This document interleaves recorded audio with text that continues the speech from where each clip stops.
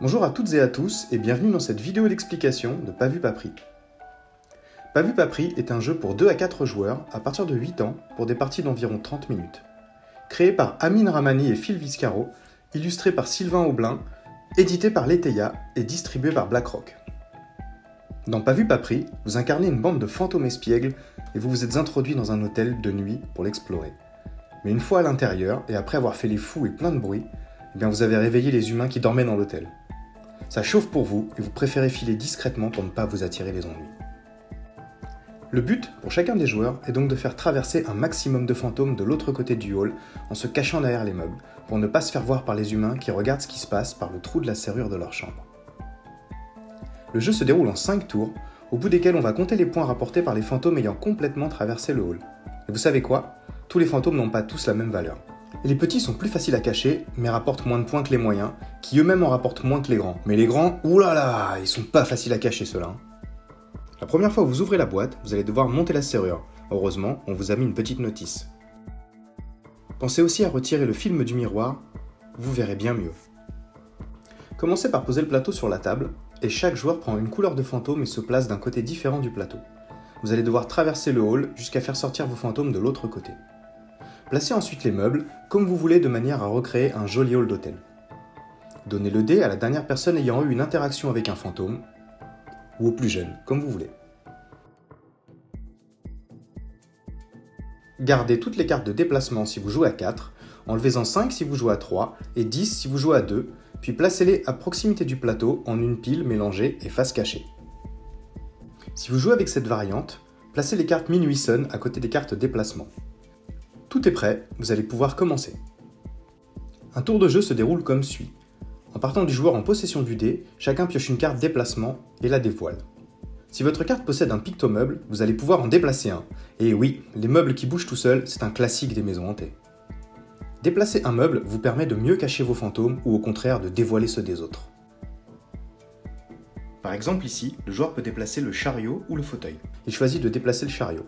Il le place indépendamment du quadrillage. Vous pouvez poser les meubles debout, couchés, sur le côté, dans tous les sens, même les superposer, et cacher des fantômes dedans. Vous ne pouvez pas déplacer un meuble qui a déjà été déplacé sur ce tour. Et si un fantôme se trouvait sur ou dans un des meubles que vous voulez déplacer, le fantôme reste sur place, seul le meuble bouge.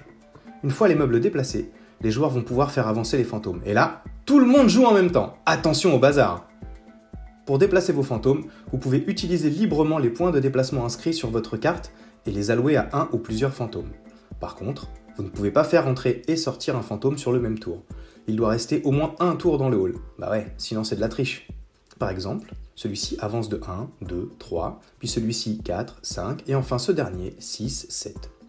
Et comme vous êtes des fantômes, vous pouvez bien évidemment traverser les meubles, et même parfois vous arrêter à l'intérieur. C'est quand même bien pratique d'être un ectoplasme. Une fois que tout le monde a déplacé ses fantômes, chacun va lancer le dé en commençant par la personne qu'il possède. La plus haute valeur octroie à celle ou celui qui l'a obtenue de choisir de quel côté va se placer la serrure. Elle ne peut jamais se retrouver 2 tours de suite du même côté, donc choisissez un des 3 autres côtés, puis lancez à nouveau le dé qui indique alors l'emplacement de la serrure. Placez la serrure sur la porte en question et regardez à travers, et c'est là tout le sel de Pas vu pas pris.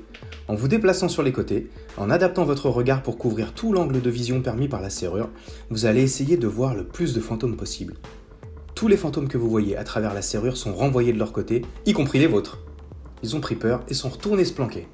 Vous comprenez maintenant pourquoi il est important de bien utiliser les meubles ?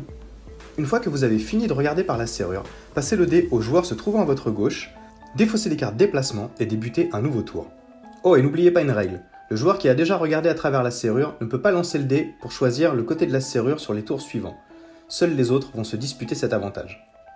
Ensuite, les 2 joueurs qui auront déjà choisi le côté de la serrure ne pourront pas lancer le dé, et ainsi de suite, jusqu'à ce que tout le monde puisse le faire au moins une fois. Alors, quand tout le monde aura joué la serrure au moins une fois, tout le monde pourra à nouveau lancer le dé. La partie se termine lorsqu'il n'y a plus de cartes déplacement à piocher. Il est alors temps de compter les points. Un grand fantôme sorti vous rapporte 5 points. Un fantôme moyen vous rapporte 3 points, et un petit fantôme vous rapporte 1 point. En plus de ça, les fantômes se trouvant encore dans le hall valent aussi des points. Un grand fantôme dans le hall rapporte 2 points, un fantôme moyen dans le hall rapporte 1 point, et chaque paire de petits fantômes dans le hall rapporte 1 point.